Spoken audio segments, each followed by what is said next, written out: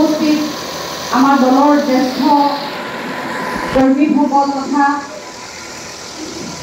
Airbase দলৰ সকলো কৰ্মীবৃন্দ,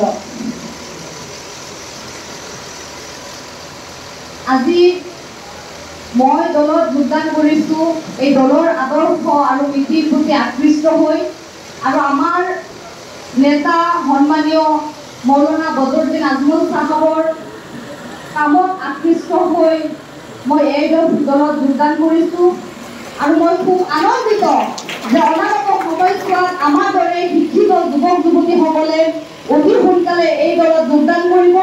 কাৰণ আজমল চাহাবৰ যি অৱদান আমাৰ সমাজৰ প্ৰতি, বিশেষভাৱে তেখেতে শিক্ষা আৰু স্বাস্থ্যক লৈ যিখিনি কাম কৰিছে, মই ভাবোঁ যে অসমত দ্বিতীয় এগৰাকী নেতা নাই যিয়ে এই ধৰণে কাম কৰিছে আমাৰ সমাজত। গতিকে তেখেতৰ কামৰ যি নমুনা, তেখেতে যিদৰে আমাৰ সমাজখনৰ প্ৰতি তেখেতৰ যি অৱদান, তেখেতে স্বাস্থ্য শিক্ষাকে আদি কৰি আজি যিসমূহ সহায় সহযোগিতা কৰিছে, যিসকল নেতাই তেখেতক সমালোচনা কৰে যে তেখেত সাম্প্ৰদায়িক, মই ক'বলৈ বিচাৰোঁ যে তেখেতে যিসকল ৰোগীক সদায় সহায় কৰে, মেক্সিমাম সহায় কৰে হিন্দু লোকসকলক বা অইন ধৰ্মাৱলম্বী লোকসকলক। গতিকে বদৰুদ্দিন আজমল চাহাবক যিসকল লোকে সমালোচনা কৰে, মই কওঁ যে তেখেতসকলে বদৰুদ্দিন আজমল চাহাবৰ যিখিনি বৰ্বৰতি, তাক তেখেতক সমালোচনা কৰাৰ অধিকাৰো তেখেতসকলৰ নাই বুলি মই ভাবোঁ। আৰু অতি সোনকালে আমাৰ সমাজ ব্যৱস্থাৰ পৰা বিশেষভাৱে উচ্চ শিক্ষিত কিছু মহিলা লোক আমাৰ এই দলত অতি সোনকালে যোগদান কৰিব, মৌলানা আজমল চাহাবৰ কৰ্মৰ প্ৰতি আকৃষ্ট হয় আৰু এই দলৰ প্ৰতি আকৃষ্ট হয়। ইতিমধ্যে মই যোগদানৰ পিছত বহু লোকে সমালোচনা কৰিছে যে উচ্চ শিক্ষিত হৈ তুমি কিয় এই দলত যোগদান কৰিলা।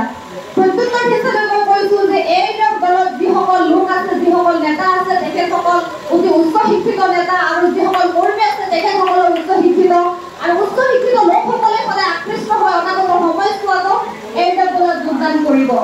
গতিকে মই অতি অভিভূত আৰু মই অতি সন্তুষ্ট এই দলত যোগদান কৰি, আৰু অনাগত সময়ছোৱাত মই বিচাৰিম যে সকলোৱে এই দলত যোগদান কৰক আৰু আমি বিশেষভাৱে আজমল চাহাবে আৰু আমাৰ দলৰ নেতাসকলে যিদৰে আজি সংখ্যালঘু লোককে আদি কৰি সকলো ধৰ্মাৱলম্বী লোকসকলৰ মাজত যিদৰে কাম কৰিছে বা যি প্ৰক্ৰিয়াৰে কামসমূহ কৰি গৈ আছে, অনাগত সময়ছোৱাত আৰু কাম কৰিব।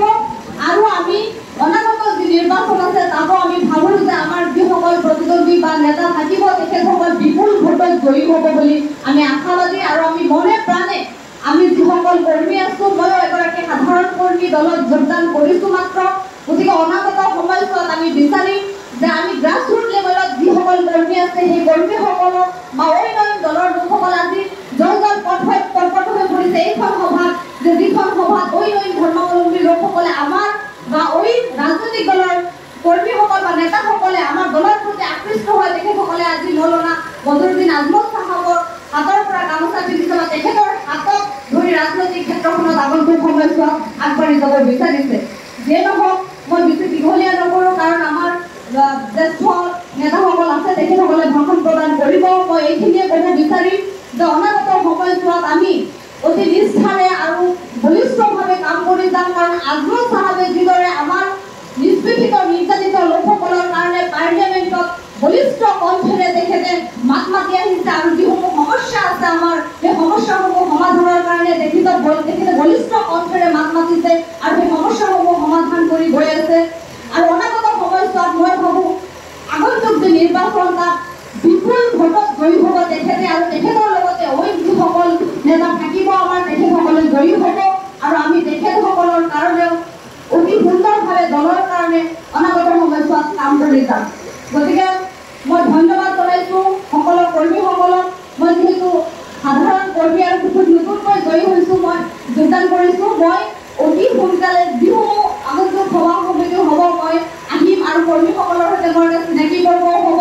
সেইকাৰণে মই আজি আহিছোঁ যে যোগদান কৰিছোঁহে মাত্ৰ, দায়িত্বভাৰ লোৱা নাই। মই সাধাৰণ এগৰাকী কৰ্মী হিচাপে আহিছোঁ আৰু মই দলৰ যি সংবিধান আছে আৰু আমাৰ যিসমূহ কাম কাজ এইসমূহ মই এই সভাসমূহত থাকি মই ভাবোঁ যে মই শিকিব পাৰিম জ্যেষ্ঠ নেতাসকলৰ পৰা। আৰু আগন্তুক সময়ছোৱাতো আপোনালোকৰ মৰম আৰু আশীৰ্বাদেৰে মই আগুৱাই যাম।